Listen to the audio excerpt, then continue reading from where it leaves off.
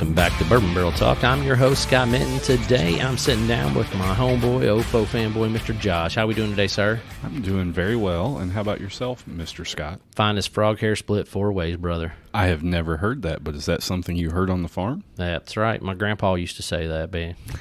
I'd ask him, I'd be like, hey, Papa, how you doing? He said, finest frog hair split 4 ways. I have never seen a frog hair close enough to know if you could split it 4 ways. That's why it's real fine, right? I guess extra fine. He also sometimes would say, if I was any better, I'd be twins. Most people just say if I was any better, I'd be you. But, you know. Yeah, you can say that too. Either way, I like all those old sayings. Those kind of things really, they hit me in the feels. Yep. No, absolutely. My grandpa had all kinds of crazy shit he used to say. So Probably some of it shouldn't be on air. I don't think, my grandpa cursed, but I don't think it was anything that was just over the top. No. Like hit his thumb with a hammer and. Yeah, stuff like that. Yeah. But yeah. I got you.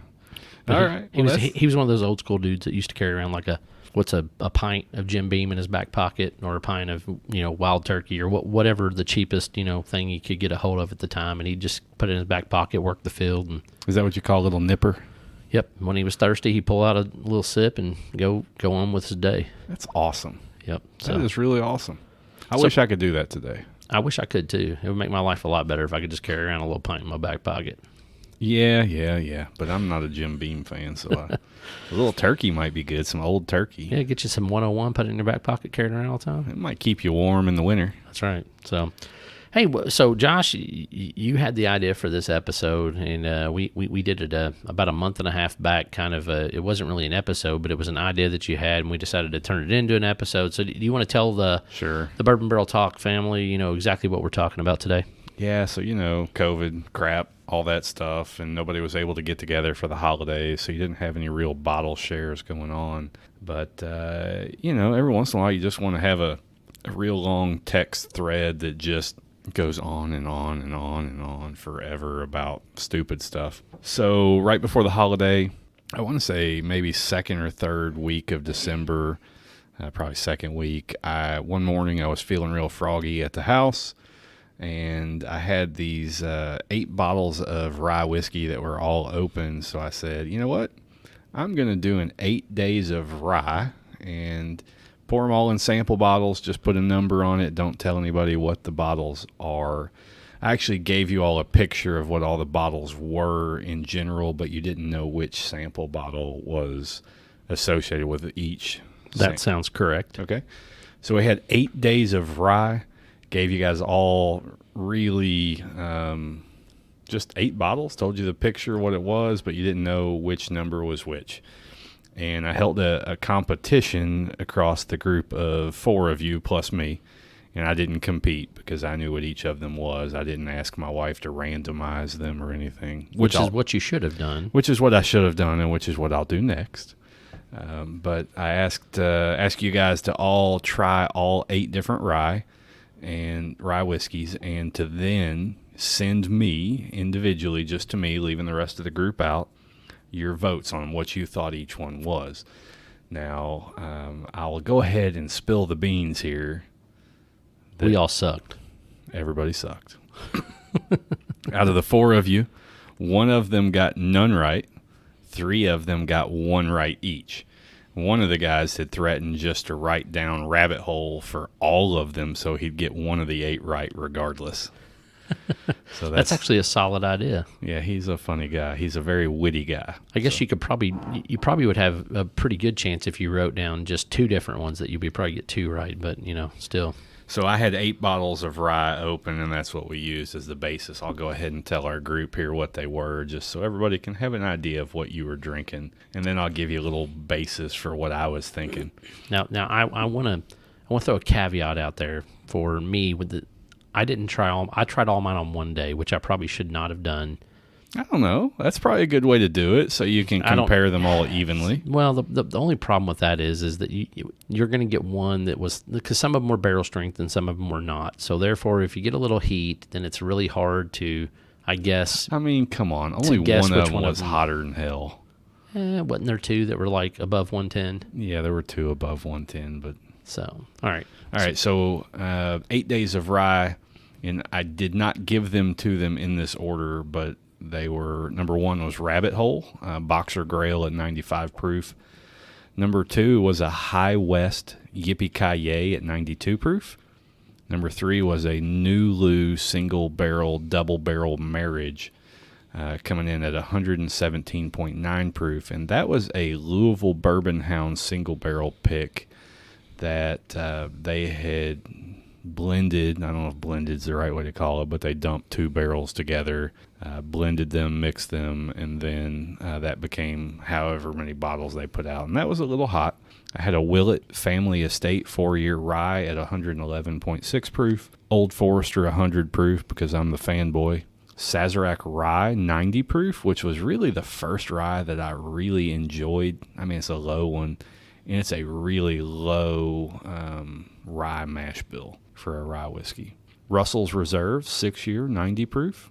And then number 8 was Wild Turkey Cornerstone Master's Keep 109 proof. So these were all open, and the goal here was I was just trying to kill some empties, but I didn't actually kill any empties until last night when I finished off one of the ones that we had poured down. So, and that was the High West? The High West, which was a vermouth finished barrel, and that was the one that I was expecting everyone to figure out, the Yippee-Ki-Yay. I figured it's been finished in vermouth and something else, and I said, these guys are going to be able to pull that vermouth flavor out of it. So when I tried that one, it immediately just was a complete turnoff, and I didn't know if it was that or, and I can't remember what the other ones were that were on the list, even though you just read them off.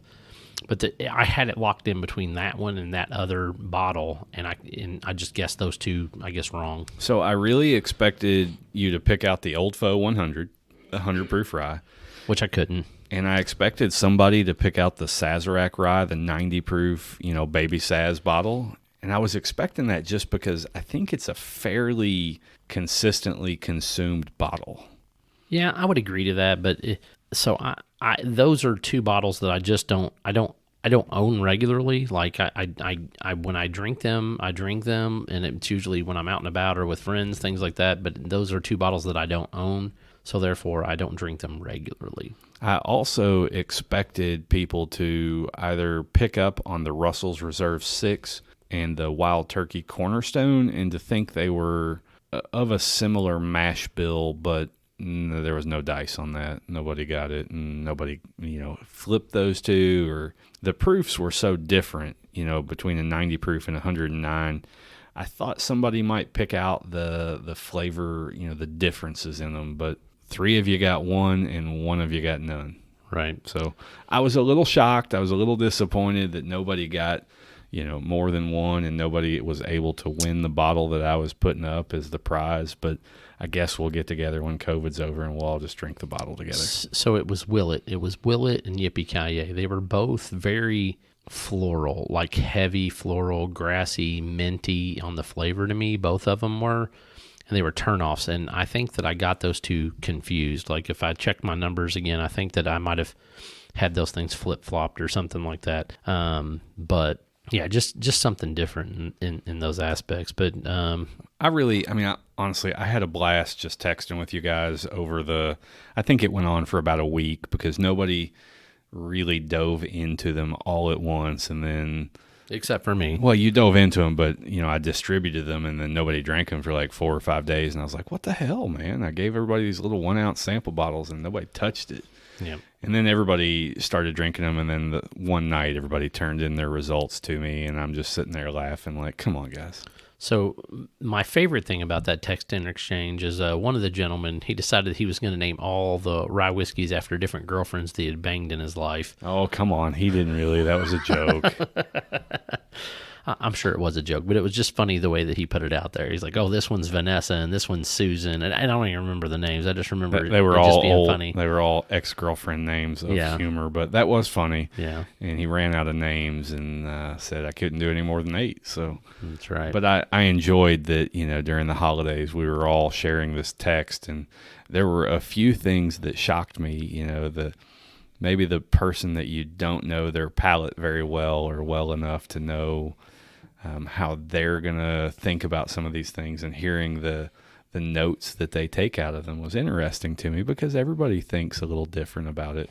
And I had one guy that I really thought was going to pull in at least to be the winner, and he got one just like the rest of you. Yeah.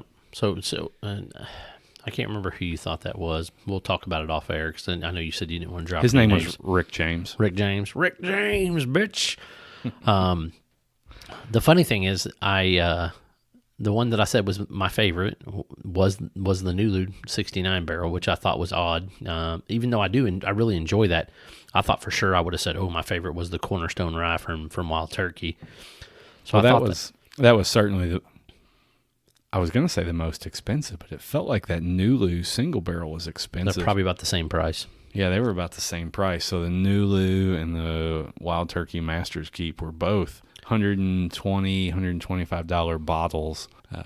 So I was, I was expecting people to enjoy them more, and most of you all are high heat guys. At least 3 of the 4 of you I know are the heat lovers. Right.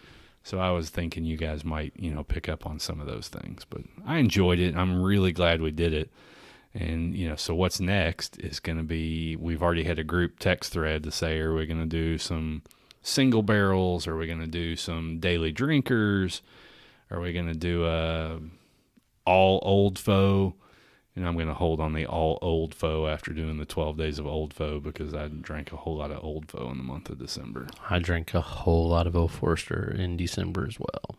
So, or what are we going to do with all that? And it's fun. Oh, so I pulled up the list. All single barrels. We're thinking about doing an all single barrels sample pours and all barrel proofs and all daily drinkers. And then the 3 whiskeys that are, at least mine and one of the other guys, regular favorites is all Wild Turkey, all Knob Creek, and all Old Forester. So I don't have that many Knob Creek single barrels or Knob Creek bottles open right now. Right. I have a bunch, but something in me between October and December said, Josh, why don't you just kill all those bottles? Yeah. So I did. It's called COVID. So, those are just, I don't know if we'll actually do these different 6 bottle, sample pours, but if COVID goes on, we'll probably do them all. So if I get to vote and my vote counts as double, I'm going to say we either do single barrel or barrel strength, but that's just my opinion. I think if we want someone to actually, and maybe we'll just put up that same bottle as the prize, and the first person to win more than 2 of them right wins the bottle. I think we should do it at your house, actually do a live night event and just do like 4 bottles or 5 bottles. We could. I've got... and then have Mandy or little baby girl. So I'd put up the bottle of Taconic Rye that I had bought as a part of it. It was one of the Louisville Bourbon Clubs. Was it the Hounds pick or was it LBC? I think it was LBC, Taconic Rye that I picked up. Had the puppy dog on it. And I hadn't done it. I hadn't opened it. I opened up the bourbon but hadn't opened the rye, so I just thought, well, that bottle of rye will be a great prize to put up here. For the rise. For the rye. But, 3 of you got 1 and 1 of you got none, so... we ought to do this, and we probably ought to start it next month to do one just to kick off kind of doing this here until COVID's over, 1 a month. That sounds like a good idea. I know we have we should be doing our March Madness tournament here coming up pretty soon. March Madness. That's right. That's Matt's saying, man. How are you going to steal Matt's thing? He's not here. I know. March Madness. No, that's true. We should do some March Madness stuff. That would be fun. We still have not done Talking Turkey. Okay, so episode 2. The only turkey I've consumed, really, in reality here over the last 3 months has been the Wild Turkey Rare Breed Rye. And, that really ties in with what we're talking today. I loved that Rare Breed Rye. It was so smooth. So it was really good. I tried a sample of it at... a little group tasting not that long ago that I went to, and I was shocked at how good that was. So it was really good. Yeah, and I can't remember. Is it 114.6 just like the regular rare breed? I have no idea. No, the regular rare breed's like 116.8. Oh, okay, but I don't have a clue, Scott. I knew it was a weird like something point something. It's on the label. I don't know. Is it 116.4? Dude, I just told you I don't know. Damn. You want me to find a picture on my phone somewhere where I No, was it's all drinking? good. Okay. But it is good. If you have the opportunity to go pick up a bottle of the Rare Breed Rye, totally worth it. Somebody gave it to me, and I hadn't been able to find it. They gave me a bottle. I really enjoyed it. Yeah. Let's see. It's 112.2. 112.2. See, I told you it was one of those real weird, like Yeah, something but you point didn't, something. You didn't have any of the numbers right. I had the 1-1. Yeah, I hear you. So it was really fun, and I would encourage, if you've got a group of buddies and you want to do a blind tasting, even via text, if you have a chance to drop off bottles or mail bottles or whatever, really good time. And actually, the 12 Days of Old Foe is what gave me the idea to do that style. I had a couple of buddies that I'd produced a 12-pack of the 12 Days of Old Foe. I mailed one to Texas, and then I had a buddy in the neighborhood that I poured one for. So, and that was just neat for me to communicate back and forth with these guys that had never really drank a bunch of Old Forester, to hear what their thoughts were. So was that the other Josh in the neighborhood? No, different guy in the neighborhood. Gotcha. All right. But it was a good time. I really enjoyed it, and just talking with people and hearing their thoughts as they drank through, the 86 proof all the way up to the 126.8 proof. Right. No, and it was definitely an experience. Like I said, it was one of those funny things that while I was drinking them, and I was a dumbass. I did them all in one day because I literally just kept putting it off. And You're talking about the Rise. The Rise, yes. Okay. Yeah, so I put them all off and just kind of went back through. But yeah, no, with the 12 Days of OFO, obviously we had a great time over quite a few days with Tyler. And I drank them multiple times because we did it on the podcast, and then individually each day when they got released, I drank them again. Look at you. That's so good. Hey, man, I like Olfo. You fancy. Fanboy. That's right. So it's cool, and, that's what this is all about. It's just having fun, talking with friends, and communicating and hearing what everybody else thinks about what they're drinking. It could be completely different than what you think.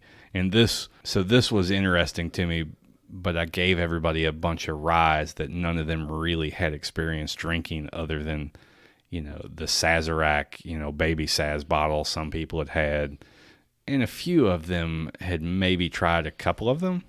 So I was interested reading the comments, and some were funny, some were like, damn, that's awful, I hate that one, and then you find out that's one they really like. So it's good stuff. I enjoyed doing it, and hopefully we'll do it here over the next month. No, absolutely. I hope we do too. Maybe we should figure out something else or some other contest. But I'd honestly like to do a 4 roses, all 10 recipes, and see if people can pick out what's OESO, OESK, OBSK, and that type of thing. You probably need to do that with another group of buddies, because I don't really care that much about 4 roses. And that's fine. But I just figured Matt and but the Knopf, he might be a winner in that, because I know he drinks a lot more 4 roses than any of us. There's a reason we didn't include Matt in the competition, because he would have won. You say that, and I'm not sure that he would have. I think he would have spent some time trying to figure it out. Y'all just had fun with it. He probably would have gotten all bourbon-y on us. And that's a possibility. Matt is serious. So no, it was a good time though. I 100% would do it again, and we ought to do this a couple times here over the next few months. And I debated whether or not I wanted to get out my bottle of Nulu and try to test it with whatever and things like that. But like I said, my palate was so fried that night. By the time I got through about the 4th sample, well, I didn't. They were all starting to try to taste the same. I didn't set it up so you could work low proof to high proof, which was probably difficult, because if you went and by chance had the Nulu, you were going to burn that palate. And I really think I did. I think I grabbed number 3 first, and then went to like 4, 5, 6, 7, 8, and then went back and grabbed 1 and 2, because I was just pulling them out of the box and sniffing it, pouring it in the glass, sniffing it again, drinking it, and went on. I'm going to have to stock up on some more sample bottles, because I'm depleted right now. Yep, I am too. I'm down to I think 2 or 3 bottles of sample bottles. And then the other thing with that, a couple people, I believe, distributed, didn't drink all of their sample and then wanted to let a family member or friend try it and see what they had to say. So that was cool to me, hearing you guys talk about sending some of those samples to a friend and letting them try it just to see if they were any better than you. Yeah, I sent them to my Uncle Kevin. He was not able to pick any of them right.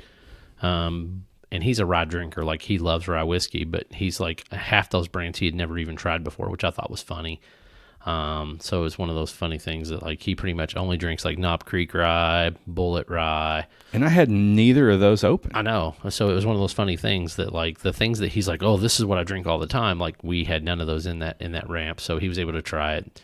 I think it was odd because I had a bunch of random shit open. Yeah. I mean, that's what it is. My collection is just full of random stuff that I go to the liquor store and I say, hey, that looks really interesting. And then you take it home and you open it up that night. That's right. And you try it, and if you like it, great. If you don't, then, you find something fun to do with it, right? You pour it in sample bottles and say, hey, maybe I'll empty out these 8 bottles. That's right. I probably should have had 2-ounce bottles so you guys could have depleted more of the stash. Yeah, but then you would have been giving up way more of your bourbon. Of course, I guess if you really didn't care about them, then that's probably what you wanted to do anyway. But I got to believe you wanted to keep a little bit of that Wild Turkey, Cornerstone. I did. I didn't want to deplete those bottles. So, Good stuff. So that's all the good things there. So we just happened to be, while we're talking about this, you said grab a bottle of the 1792 full proof, full throttle, one of the old LBC picks. It's been open for, quite a few months now because we did an actual podcast on these 2 bottles. Well, what's your feeling on this one today after, being open for a few months and aired out a little? So 1792 is not something that I drink regularly. It's not bad. It's going to continue to not be something I drink regularly. Yeah. It's definitely got some heat to it, that 120 proof. It's got some sweetness, but I'm not sure what it is. I don't know what that mash bill is that 1792 is made from, but it's not something for me that will be my daily I'm going to pick up. I wanted to try it because I remembered we drank it on a podcast like 3 or 4 months ago, and it's not something I regularly go to on the full proof or 1792. Yeah. But I got a buddy that loves 1792. Yeah, I want to say it's very similar to like Old Forester and Wild Turkey's mash bill as far as like the numbers. Like I'm going to completely disagree with you. And now while you're talking, I'm going to have to Google it. Well, Google it, man. Google that shit. But I'm pretty sure it's like a high corn, high rye, low barley. I want to say it's probably like 68, 18, whatever those 3 numbers combined would be. So that would be like something for. But I want to say it's really, really close to those 2 different mash bills that I just said. 74% corn, 18% rye, and I guess whatever's left is barley. Yeah. If I'm looking at the right thing. But I think they have a wheated one too. They do. They have a wheater. So I was able over the holiday season to go to Costco. Somebody posted on one of the Facebook groups, hey, Costco's got the age 12 year. I ran over to Costco. I was probably 20 minutes away, picked up the bottle. I get in and there's like 10 bottles left because Costco, has a run of people standing in line for the 1 per. I saw where somebody had pushed the case of 6 of them back behind another box in Costco. I don't know if you're familiar with Costco's aisle. That's kind of an asshole move, but funny. Yeah, so I'm standing in line there and I see it and I see somebody walk away and I was like, oh, wait, why don't you just go ahead and pull that box out? And it was somebody's wife who was she was looking for a Christmas present for somebody. So I'm sure whoever hit it that was planning to come back was going to be pissed when they came back. But age 12 year for $39.99. Can't beat it. Can't beat it. And then that sucker sells on the secondary market for like, $125, $150. People go nuts. Taters. Tater's going to tate. And I didn't even want it. I bought it and gave it to a friend for holiday because 1792 is not my thing. No, I get it.